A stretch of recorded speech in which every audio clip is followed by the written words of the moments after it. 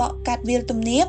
និងទន្លេរីអូនីក្រូហូរដូចជាការចងចាំក្មេងប្រុសម្នាក់បានកើតមកដែលនឹងក្លាយទៅជានិមិត្តរូបនៃជំនឿភាពធន់និងមោទនភាពជនជាតិដើមឈ្មោះរបស់គាត់គឺ Severino Namucura នៅថ្ងៃទី26 ខែសីហាឆ្នាំ 1886 Severino គឺជាកូនប្រុសរបស់លោក Manuel Namucura ដែលជាមេដឹកនាំរបស់ជនជាតិ Mapuche និងជាអតីតឧត្តមសេនីយ៍នៅក្នុងកងទ័ពអាហ្សង់ទីនចាប់តាំងពីក្មេង Severino បានទទួលបន្ទុកនៃពិភពពីរជាប់គ្នាគឺប្រពៃណីជនជាតិរបស់គាត់និងការរំពឹងទុករបស់ប្រទេសដែលត្រូវបានជាប់ក្នុងអាណានិគម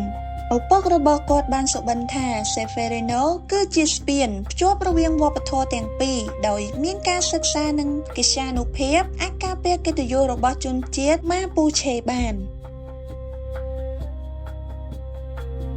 នៅអាយុ11ឆ្នាំ Severino ត្រូវបានផ្ញើទៅទីក្រុង Puerto Aires ដើម្បីសិក្សាជាមួយនឹងសាលាសាឡាសៀន Don Bosco នៅទីនោះគាត់រកឃើញមិនត្រឹមតែជាការអប់រំប៉ុណ្ណោះទេប៉ុន្តែរួមទាំងការហៅចិត្តសាស្ត្រដ៏ជ្រាលជ្រៅបានទទួលឥទ្ធិពលពីជីវិតរបស់សន្តៈ Dominic Saris Severino ប្រាថ្នាចង់ក្លាយជាសង្ឃមួយមិនត្រឹមតែសម្រាប់កេរ្តិ៍ឈ្មោះទេប៉ុន្តែដើម្បីបម្រើប្រជាជនរបស់គាត់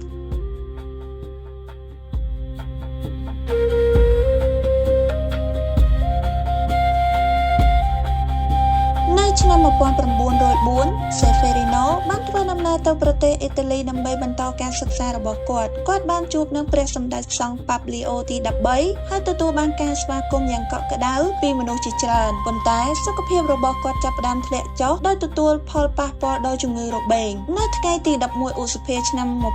1905 នៅត្រឹមអាយុ 18 ឆ្នាំ Severino បានទទួលមរណភាពនៅទីក្រុងរ៉ូមបន្ទាប់មកសាកសពរបស់គាត់ត្រូវបានយកត្រឡប់មកស្រុកកំណើតដែលមានមនុស្សរាប់ពាន់អ្នកធ្វើដំណើរអមជនជាតិទេយសាសនាដើម្បីគោរពគាត់នៅក្នុងឆ្នាំ 2007 ព្រះសម្ដេចសង្ឃ Benedict ទី 16 បានប្រកាសឲ្យ Severino Namucura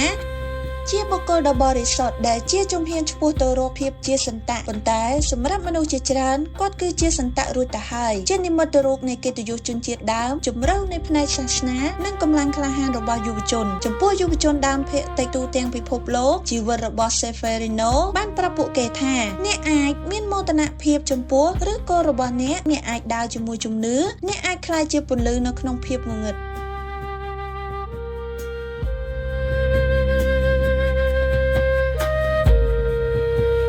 Severino Namucura មេតូតរំលឹកឲ្យយើងដឹងថាភាពបរិសុទ្ធមិនមានលក្ខណៈល្អឥតខ្ចោះទេប៉ុន្តែជាបេសកកម្ម